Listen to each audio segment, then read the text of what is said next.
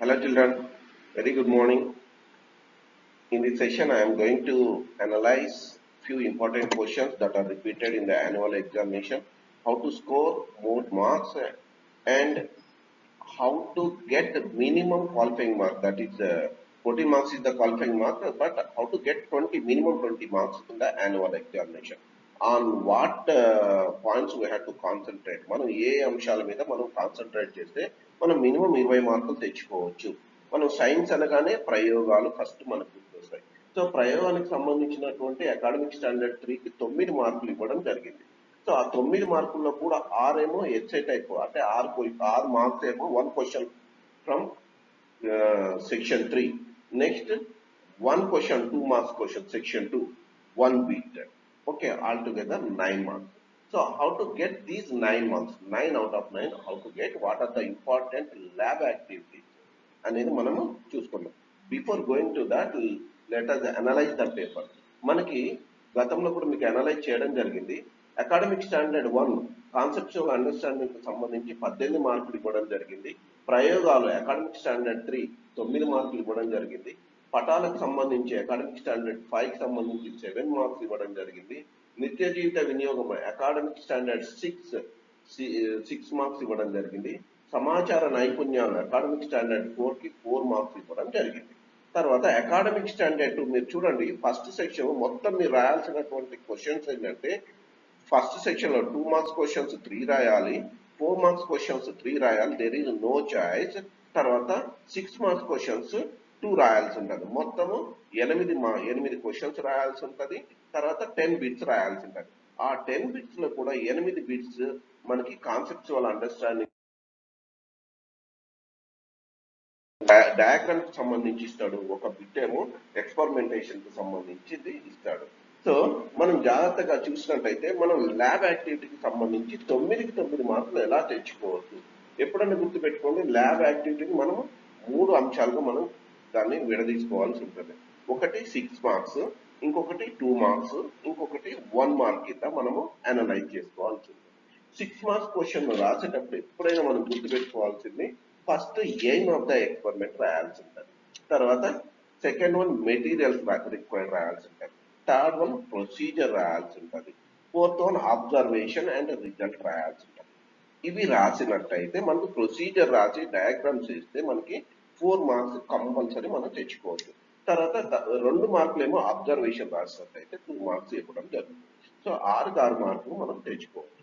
తర్వాత మనం ఇంకా అకాడమిక్ స్టాండర్డ్ 2 చూసుకున్నట్టయితే జాగ్రత్తగా చూడండి, asking questions and making hypothesis అనేది ఒకటి ఉంది. సో అందులో మనకి జనరల్ గా రిపీట్ అయినటువంటి questions, what happens if concave mirror is used as rear view mirror. Just for example చెప్తున్నాను.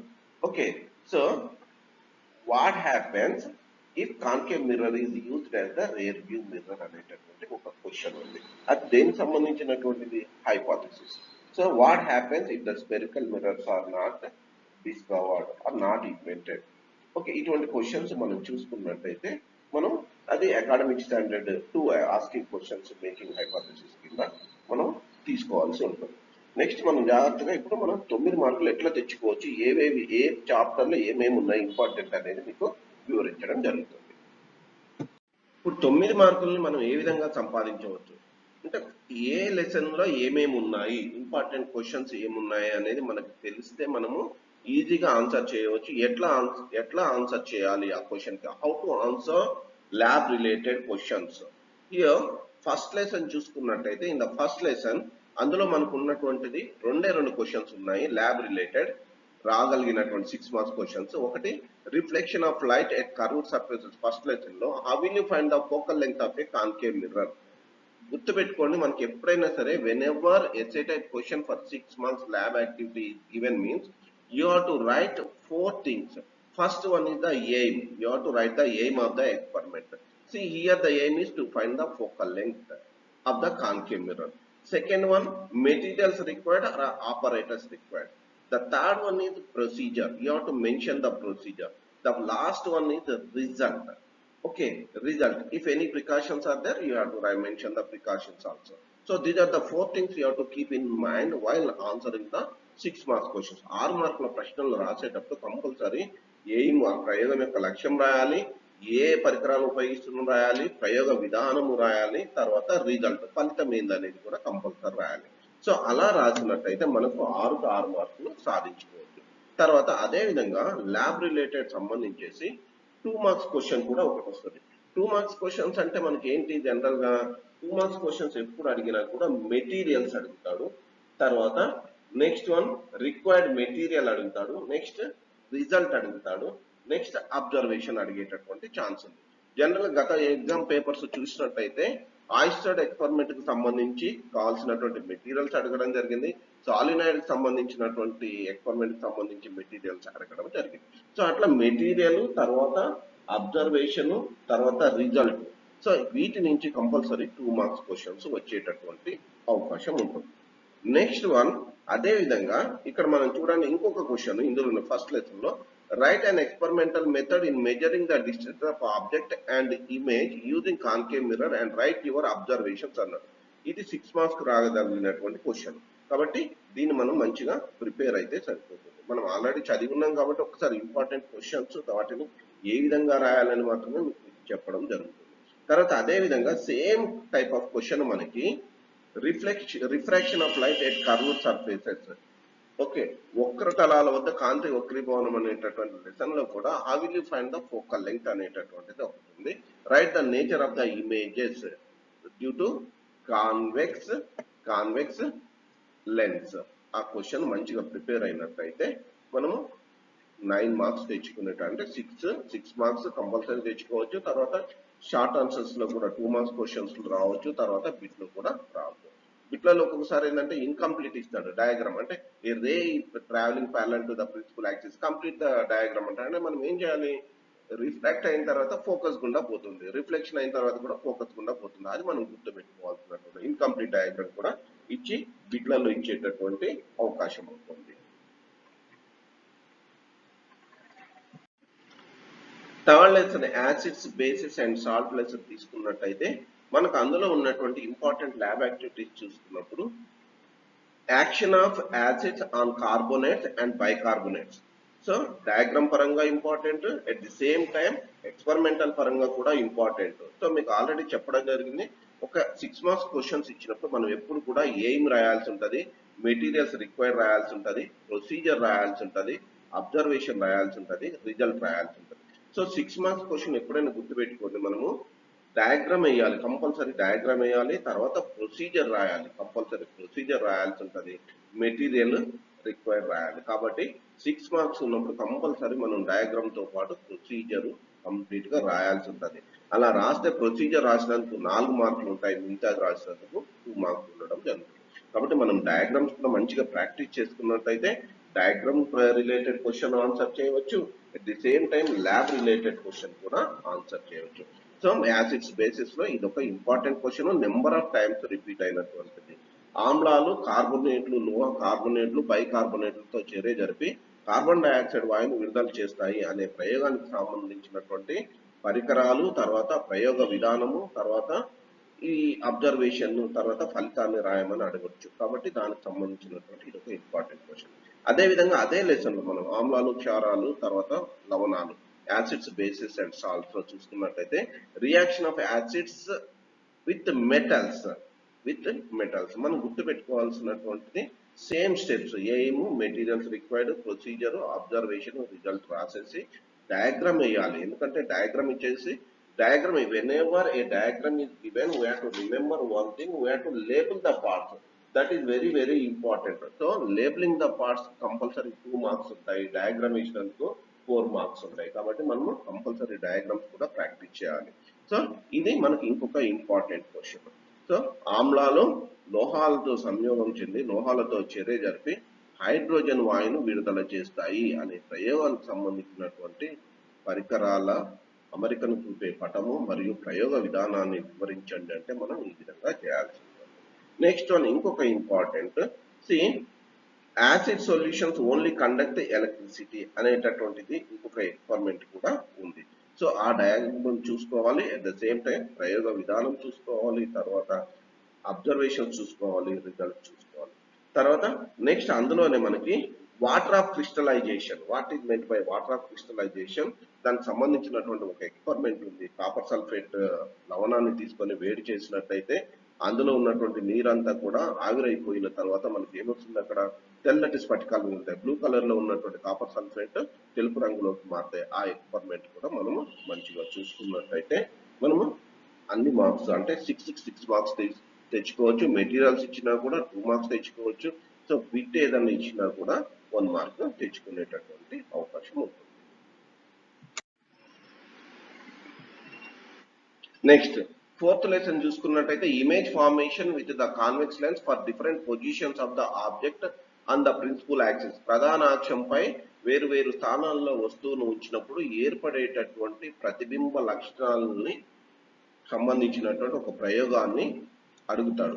సో అటువంటి దానికి మనం ఏం చేయాలి, కంపల్సరీ ఎప్పుడైనా గుర్తుపెట్టుకొని దీనికి మనం ఏం చేయాల్సి ఉంటుందంటే కంపల్సరీ ప్రిన్సిపల్ యాక్సిస్ గీయాలి, తర్వాత లెన్స్ గీయాలి, తర్వాత దానికి కావాల్సినటువంటి మెటీరియల్స్ గీయాలి, తర్వాత ఫోకస్ గుర్తించాలి, F1 గుర్తించాలి, 2F1 గుర్తించాలి, F2 గుర్తించాలి, 2F2 గుర్తించాలి. సో ఇవన్నీ కూడా మనము మెన్షన్ చేయాల్సి ఉంటుంది కంపల్సరీ. ఇవి కూడా చాలా సార్లు రిపీట్ అయినటువంటి questions. Next one, see the next one, lesson 5. 5th lesson లో ఇంపార్టెంట్ ల్యాబ్ యాక్టివిటీ క్వశ్చన్ చూసుకున్నప్పుడు write and experimental method to show scattering phenomena, write your observations. ఇది ఒకటి ఇంపార్టెంట్ క్వశ్చన్, 2 సార్లు వచ్చింది ఎగ్జామ్ లో. Write and experimental method to show scattering phenomena, write observations. So scattering phenomena సంబంధించేసి hypo కావాల్సినటువంటి material hypo ద్రావణము, తర్వాత గాఢ సల్ఫ్యూరిక్ ఆమ్లము, నీరు, బీకరు. అంటే టైం గడుస్తున్న కొద్దీ మనం ఏమవుతుంది, అందులో క్రిస్టల్స్ యొక్క పరిమాణం పెరుగుతుంది. సల్ఫర్ క్రిస్టల్స్ యొక్క పరిమాణం పెరిగి మనకి కాంతి పరిక్షేపణం అనేటటువంటి ప్రక్రియ జరుగుతుంది. అది మనం స్పష్టంగా మనం ప్రిపేర్ అయినట్టయితే మనం మంచి మార్క్స్ స్కోర్ చేసేటటువంటి అవకాశం ఉంటుంది. Next come to the lesson 6th to 8th. There are no important lab activities from lesson 6th to 8th. Okay. Next come to the lesson number 9. Ohm's law verification. Ohm's law verification. Ohm's law verification గుర్తుపెట్టుకొని మీకు ముందే చెప్పాను, compulsory lab activity అన్నప్పుడు aim ఉంటుంది, తర్వాత materials required ఉంటుంది, తర్వాత procedure ఉంటుంది, వాట్ ఈజ్ యువర్ అబ్జర్వేషన్, తర్వాత సర్క్యూట్ డయాగ్రామ్ కూడా గీయాల్సి ఉంటుంది. ఒకటే గుర్తుపెట్టుకోండి, ఓమ్స్ లా డ్రా చేసేటప్పుడు కంపల్సరీ సర్క్యూట్ మాత్రం కంపల్సరీ డ్రా చేయాలి, గుర్తుపెట్టుకోండి ల్యాబ్ యాక్టివిటీ ఇచ్చినప్పుడు. Next one, factors affecting resistance. మనకు గుర్తుంది ఏది, ఫ్యాక్టర్స్ అఫెక్టింగ్ రెసిస్టెన్స్ అంటే నిరోధాన్ని ప్రభావితం చేసేటటువంటి అంశాలను తీసుకున్నప్పుడు first factor nature of the material, second one is the length, next area of cross section, తర్వాత టెంపరేచర్. అంటే సర్క్యూట్ డయాగ్రామ్ గీసేసి సర్క్యూట్ డయాగ్రామ్ లో మనం ఏం చేస్తాం, ఒకసారి ఐరన్ తీసుకుంటాం, ఇంకోసారి కాపర్ తీసుకుంటాం, ఇంకోసారి డిఫరెంట్ మెటీరియల్స్ తీసుకొని అక్కడ మార్చి మనము ఆ ఎక్స్పెరిమెంట్ చేయడం జరుగుతుంది. తర్వాత అదే విధంగా లెంగ్త్ అన్నప్పుడు ఒకసారి 5 సెంటీమీటర్స్, ఇంకోసారి 10 సెంటీమీటర్స్, ఇంకోసారి 2 సెంటీమీటర్స్ డిఫరెంట్ తీసుకొని అంటే ఏబి అనేటువంటి పాయింట్స్ మధ్యలో రెసిస్టెన్స్ మార్చడం అనేది జరుగుతుంది. Next one area of cross section, అంటే సేమ్ లెంగ్త్ ఉన్నటువంటి రెసిస్టెన్స్ తీసుకుంటాము, థిక్నెస్ మార్చుతుంటాము. ఓకేనా. సో ఆ విధంగా మనము ఈ లెసన్ 9th కి సంబంధించి ఓమ్స్ లా వెరిఫికేషన్ ఒకటి, తర్వాత ఫ్యాక్టర్స్ ఎఫెక్టింగ్ రెసిస్టెన్స్ మనం ప్రిపేర్ అయినట్టయితే అన్ని మార్క్స్ 9 మార్కులు తెచ్చుకునేటటువంటి అవకాశం ఉంది. Next come to the next one, 10th lessons కి వచ్చినప్పుడు మీకు ముందే చెప్పాను ఆయిస్టర్డ్ ఎక్స్పెరిమెంట్. దానికి కావాల్సినటువంటి మెటీరియల్స్ రాయాలి, ప్రొసీజర్ రాయాలి, రిజల్ట్ రాయాలి. ఈ current carrying conductor produces magnetic field, అది. తర్వాత సాలినాయిడ్ ఎక్స్పెరిమెంట్, దీనికి డయాగ్రామ్ కంపల్సరీ రాయాలి, తర్వాత ఆ డయాగ్రామ్ వేసేసి సాలినాయిడ్ బొమ్మ గీయాలి, తర్వాత నార్త్ పోల్ ఎటు ఫామ్ అవుతుంది, సౌత్ పోల్ ఎటు ఫామ్ అవుతుంది, డైరెక్షన్ ఆఫ్ ద కరెంట్ కూడా మనం మెన్షన్ చేయాల్సి ఉంటుంది. నెక్స్ట్ 11th లెసన్ కి వచ్చేటప్పటికి ఫ్యాక్టర్స్ అఫెక్టింగ్ రెసిస్టెన్స్, ఇది చాలా ఇంపార్టెంట్. మనం చిన్నది కానీ ఈజీగా తెచ్చుకోవచ్చు. అంటే 3 టెస్ట్ ట్యూబ్స్ ఎక్స్పెరిమెంట్ ఉంది, 3 పరీక్ష నాళికల ప్రయోగం ఉంటుంది, ఏబిసి అనేటటువంటి పరీక్ష నాళికలు తీసుకొని, సో మనకు ఒక దాంట్లోనేమో స్వచ్ఛమైనటువంటి స్వేదన జలాన్ని తీసుకుంటాము, తర్వాత మూడిట్లో కూడా స్వేదన జలాన్ని తీసుకుంటాము, 3 మేకులు వేస్తాము. ఆ ఎక్స్పెరిమెంట్ ఉంది చూడండి. అంటే మొదటి పరీక్ష నాళికలో దానికి నీరు, గాలి 2 అందుబాటులో ఉంటాయి కాబట్టి ఆ ఏ పరీక్ష నాళికలో ఉన్నటువంటి మేకు తుప్పు పట్టడం అనేది జరుగుతుంది. So with this we can conclude that air and water is essential for the rusting process to take place అనేది చిన్న సింపుల్ ఎక్స్పెరిమెంట్ జాగ్రత్తగా ప్రిపేర్ అయ్యి మనం రాయాలి. గుర్తుపెట్టుకోండి, ఏం రాయాలి, మెటీరియల్స్ రాయాలి, ప్రొసీజర్ రాయాలి, వాట్ ఈస్ యువర్ అబ్జర్వేషన్ అనేది కూడా మనము రాయాల్సి ఉంటుంది. Next lesson is carbon and its compounds. The important lab activity present in this lesson is esterification reaction. Write the materials and procedure and your observation in the esterification reaction. Here I have given the diagram. So this question is also important for diagram, at the same time lab activity. So follow the steps as I mentioned you earlier. So you write the definition of the esterification. See, the reaction between carboxylic acids and alcohol in the presence of concentrated sulfuric acid to give sweet fruity-like smell substances is called esterification.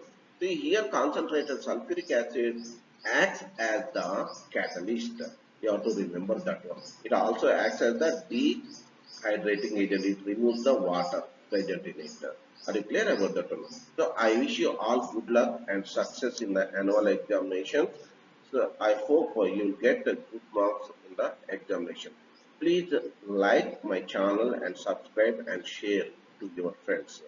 Very soon I am going to analyze a few more questions to other academic standards. Already I analyzed the big paper and previous question papers also. Please go through the papers and my analysis in the channel. Thank you, children.